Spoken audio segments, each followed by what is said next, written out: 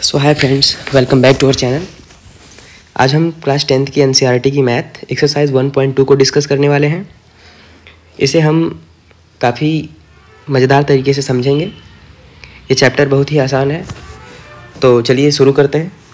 सबसे पहली सवाल है, निम्नलिखित संख्याओं को अभाज्य गुणनखंडों के गुणनफल के रूप में व्यक्त करना है। ठीक है, प्राइम फैक्टर जानते हो आप लोग, पहले भी पढ़े हो, तो चलिए फटाफट से हल कर लेते हैं पहले पार्ट को। पहला पार्ट है हमारा 140, इसको अभाज्य गुणनखंडों के गुणनफल के रूप में व्यक्त करना है। तो इसको कैसे करेंगे? 140 का क्या करेंगे? प्राइम फैक्टर करेंगे।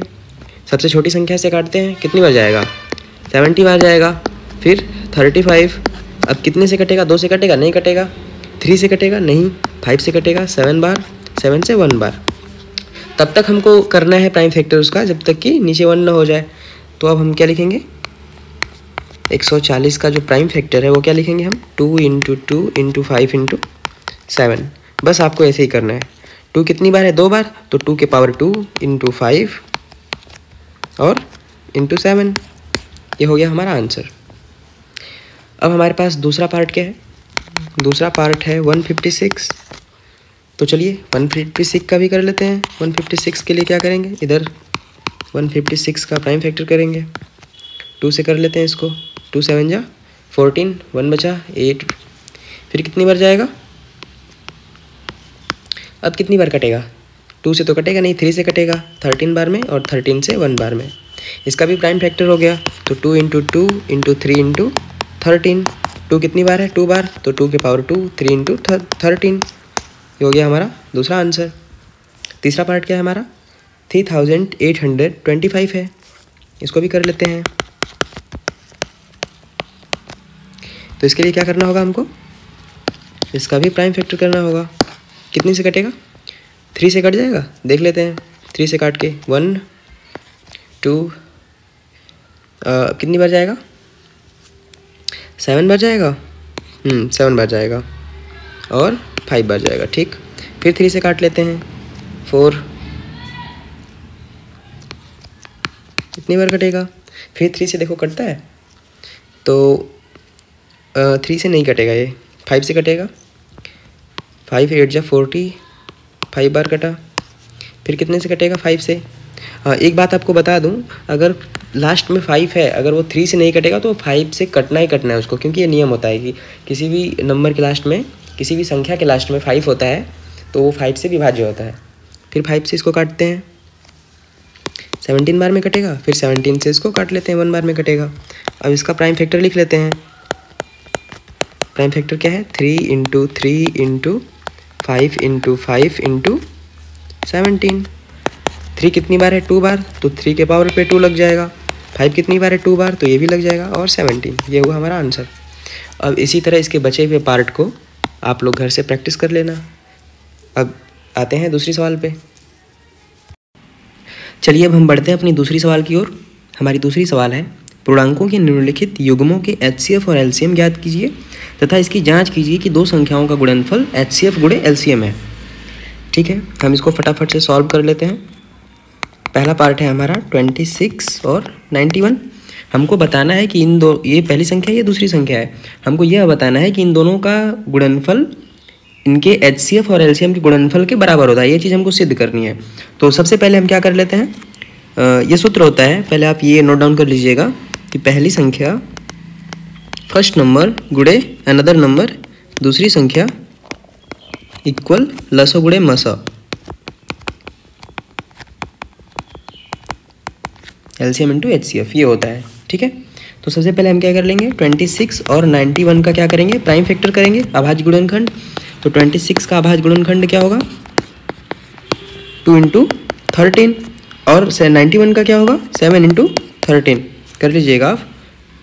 फिर उसके बाद क्या करेंगे हम? LCM देख लेते हैं क्या होगा हमारा। LCM वो होता है, अगर दो संख्याएं एक ही है, मान लीजिए कि 2 और 2 है पेयर के रूप में, तो उसको एक बार लिखते हैं। अगर नहीं है तो सबका मल्टीप्लाई आपस में होता है उनके फैक्टर का। तो हमारे पास क्या है? 2, कोई और है? 2 नहीं है, इसको लिख लेंगे। 7 है, कोई और नहीं है, तो 7 भी लिख लेंगे। 13 2 बार है पेयर के रूप में, तो इसको एक बार करेंगे। बाकी कोई संख्या है? नहीं है, तो इनका आपस में मल्टीप्लाई LCM बन जाएगा। तो क्या होगा? 182। ये हुआ एलसीएम। एचसीएफ क्या होता है? एचसीएफ होता है जो दोनों में कॉमन मिले। तो दोनों में कॉमन क्या है? 13 है। एक बार दोनों में कॉमन 13 है, तो ये 13 हो गया एचसीएफ। अब चूंकि हमको क्या करना था, सिद्ध करना था कि पहली संख्या गुणे दूसरी संख्या इक्वल क्या होता है? लसो गुणे मसो होता है। तो सबसे पहले हम इनका आपस में मल्टीप्लाई कर लेते हैं और देख लेते हैं कि कितना आ रहा है हमारा। तो हमारे पास क्या है? हमारे पास 23 66 है ना। अब हमको क्या करना है? सेकेंड नंबर में देख लेते हैं, हमारे पास एलसीएम इंटू एचसीएफ है। तो हमारा एलसीएम क्या है? 182 इंटू एचसीएफ क्या है? 13। इक्वल कर लेते हैं। तो हमारे पास क्या आया? ये दोनों आपस में बराबर आ गए। यही चीज़ हमको सिद्ध करना था। तो यहाँ पे लिख देंगे हम लोग हेंस प्रूव्ड। कोई भी दिक्कत हो आप फिर से वीडियो को पॉज करके देख लीजिए, आराम से पढ़िए, कोई दिक्कत नहीं है। सो चलिए हम दूसरी पार्ट को भी हल कर लेते हैं।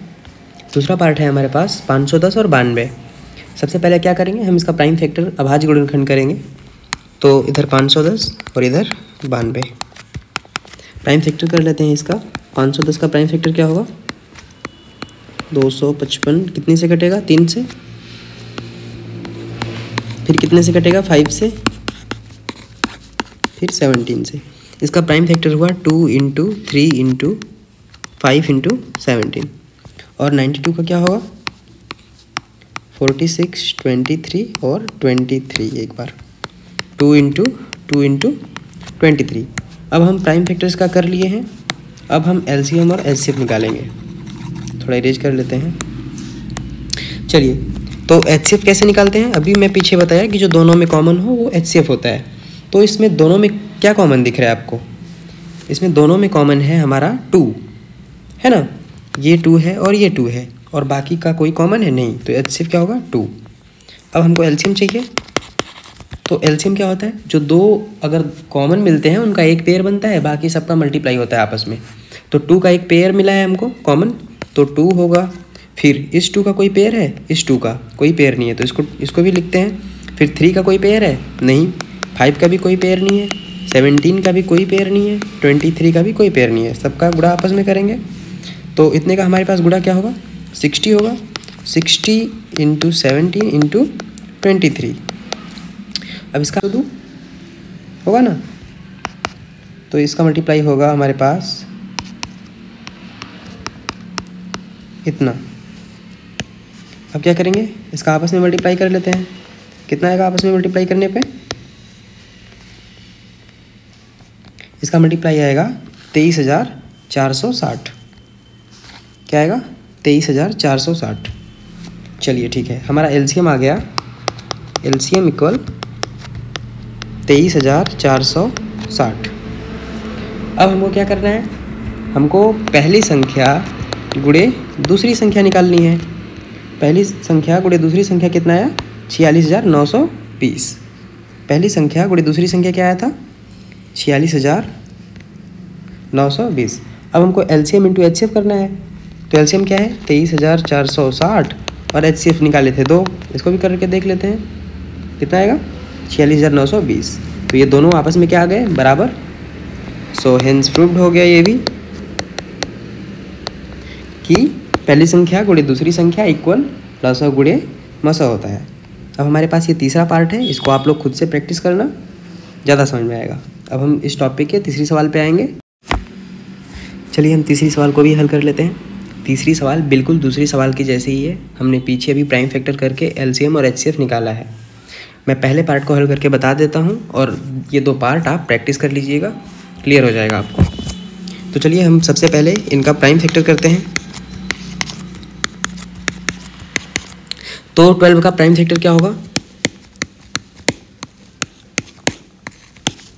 2 इंटू 2 इंटू 3 और इसका होगा 3 इंटू 5 और इसका होगा 3 इंटू 7। ठीक है। अब हम एचसीएफ निकाल लेते हैं। एचसीएफ कैसे निकालते हैं हम? एचसीएफ निकालते हैं जो तीनों में कॉमन है वही एचसीएफ होगा ना। तो तीनों में क्या है? इसमें भी 3 कॉमन है, इसमें भी 3 है और इसमें भी 3 है। तो एचसीएफ क्या हुआ हमारे पास? एचसीएफ हमारे पास हो गया 3। चलिए अब एलसीएम देख लेते हैं। एलसीएम क्या होगा, जो तीनों में कॉमन होता है उसको एक बार लिखेंगे, अदरवाइज सबका आपस में मल्टीप्लाई करेंगे। तो देखते हैं, सबसे पहले ये 2 है, इसमें कोई 2 है, इसमें कोई 2 नहीं है, इसमें भी कोई 2 नहीं है, तो हम क्या करेंगे, इस 2 को लिख लेंगे इनटू, अभी 2 तो देखा था, तीनों में 2 नहीं था, तो इसको इस 2 को भी लिखेंगे, सेकेंड वाले को भी। अब 3 की बारी आई तो 3 तीनों में है, तो इसको एक बार सिंगल करके लिखेंगे, फिर 5 बचा और फिर 7 बचा। अब इन सबका आपस में क्या करेंगे, मल्टीप्लाई, और वही होगा हमारा एलसीएम। तो मल्टीप्लाई कर लेते हैं, तो इन सबका मल्टीप्लाई आपस में क्या होगा, 420 आएगा। तो ये हुआ हमारा एचसीएफ और ये हुआ हमारा एलसीएम आंसर। अब क्या करना, अब दूसरे और तीसरे पार्ट को स्वयं से प्रैक्टिस करो, ज़्यादा अच्छा रहेगा। अब हम सीधे चौथे सवाल पे आए। चलिए चौथे सवाल को हल कर लेते हैं। हमको दिया है, हमारा एचसीएफ दिया है 9, ठीक है, पहली संख्या और ये दूसरी संख्या, इसका एचसीएफ जो है 9 दिया है, तो हमको पूछ रहा है एलसीएम, ठीक है। तो अभी सूत्र मैंने बताया था कि पहली संख्या गुणे दूसरी संख्या इक्वल एलसीएम इंटू एचसीएफ होता है ना। तो हमारे पास एचसीएफ है 9, एलसीएम मान लेते हैं x, ठीक है। तो हमारे पास x की वैल्यू क्या आ जाएगी, ये 9 आ जाएगा ना डिवाइड के रूप में, इसकी वैल्यू आएगी 22,338, ये होगा हमारा आंसर। लॉसा क्या होगा, एलसीएम होगा हमारा 22,338। चलिए पांचवी सवाल को भी हल कर लेते हैं। पांचवी सवाल है, जांच कीजिए कि क्या किसी प्राकृतिक संख्या n के लिए संख्या 6 पावर n अंक 0 पर समाप्त हो सकती है। तो इसका सीधा कॉन्सेप्ट क्लियर है, मैं सीधे आपको समझा देता हूँ कि मान लेते हैं पहले वो संख्या 10 और 50 है ना, ये इसका अंक क्या है, 0 पे समाप्त है, ठीक है। तो इसमें क्या है, इसका प्राइम फैक्टर करके देख लेते हैं। जिस प्राइम फैक्टर में 2 × 5 मौजूद होगा वो संख्या 0 पे समाप्त होगी, अदरवाइज वो संख्या 0 पे समाप्त नहीं हो सकती है, ठीक है। अब 50 है, 50 का भी करके दिखा देता हूँ। इसमें भी देखो 2 और 5 आ गया ना, 2 और 5 ये मौजूद है। तो और 6 की बारी है, तो 6 में 2 × 3 है, इसमें 5 कहाँ आया, तो ये संख्या कभी भी 0 पे समाप्त नहीं होगी। 6 पावर n कभी भी 0 पे समाप्त नहीं हो सकता है, ठीक है। छठवीं सवाल है हमारे पास, व्याख्या कीजिए कि निम्नलिखित संख्याएं भाज्य संख्याएं क्यों हैं। चलिए चेक कर लेते हैं, ये भाज्य संख्याएं हैं। तो पहला है 7 गुणे 11 गुणे 13 प्लस का 13। तो देखो इसमें से और इसमें से क्या कॉमन कर सकते हैं हम, 13 को कॉमन कर सकते हैं, तो हमारे पास क्या बचेगा, 7 गुणे 11 और प्लस का 1 बचेगा ना, या 13 गुणे 7 और 11 का गुणा क्या होगा, 77 प्लस 1 78। अब ये देखो 13 इसमें भी है, 13 इसमें भी है, यानी कि 13 इन दोनों संख्याओं को क्या कर सकता है, विभाज्य कर सकता है ना, तो इसलिए 13 से विभाज्य हैं। आइए इसके दूसरे पार्ट को भी देख लेते हैं। तो दूसरा पार्ट है हमारे पास 7 गुणे 6 गुणे 5 गुणे 4 गुणे 3 गुणे 2 गुणे 1 और प्लस 5। तो सबसे पहले इसको देखिए आप, 7 से लेके 1 तक, मतलब 7 6 5 4 3 2 1 तक है ना, तो इसको हम किस रूप में लिखते हैं, इसको हम लिखते हैं 7 फैक्टोरियल। ये आपको आगे पढ़ने को मिलेगा, लेकिन मैं ऐसे लिख रहा हूँ ताकि मैं इसका मल्टीप्लाई करके निकाल सकूँ, है ना। तो इसका मल्टीप्लाई क्या आएगा देख लेते हैं अभी। इसका मल्टीप्लाई 7 फैक्टोरियल इक्वल क्या आएगा, मल्टीप्लाई आएगा 5040। 5040 आया, यानी इतने का मल्टीप्लाई क्या हुआ, 5040, ठीक है। आप मल्टीप्लाई करके देख लेना। तो इतने का मल्टीप्लाई हुआ 5040 और प्लस का 5, ये कितना आया, ये कितना हुआ 5045। और मैंने पिछले सवाल में बताया है कि अगर किसी भी संख्या में लास्ट का अंक 5 होता है तो 5 से विभाज्य होता है, तो इसलिए ये क्या है, 5 से विभाज्य है। तो यही बताना था हमको कि विभाज्य संख्याएं क्यों हैं, तो ये यहाँ बता देना आप कि ये 5 से क्या है, विभाज्य है, ठीक है। अब हम आएंगे नेक्स्ट सवाल। चलिए ये 1.2 की लास्ट सवाल है, तो इसको भी हल कर लेते हैं।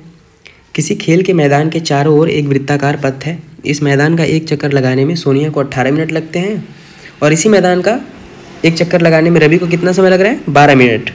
मान लीजिए वे दोनों एक ही स्थान पर एक ही समय चलना प्रारंभ करके एक ही दिशा में चलते हैं। कितने समय बाद वे पुनः प्रारंभिक स्थान पर मिलेंगे?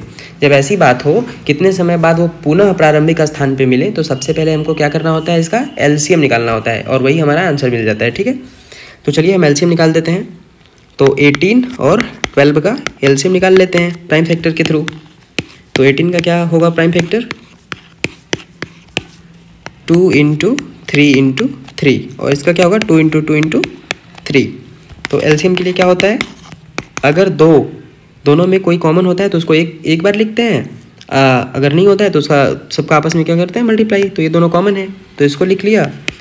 इसका कोई पेयर है 3 का? इसमें है, एक ये है एक ये है, तो इसको भी लिख लिया। इस 2 का कोई पेयर है ऊपर? नहीं है। इस 3 का भी कोई पेयर है तो नहीं है। तो अब सबका आपस में क्या करेंगे? मल्टीप्लाई। 2 × 3 = 6, 2 × 12, 3 × 36। यही होगा आंसर। 36 मिनट बाद क्या होगा? वो फिर से मिलेंगे। चलिए अब मिलते हैं नेक्स्ट एक्सरसाइज की नेक्स्ट वीडियो में।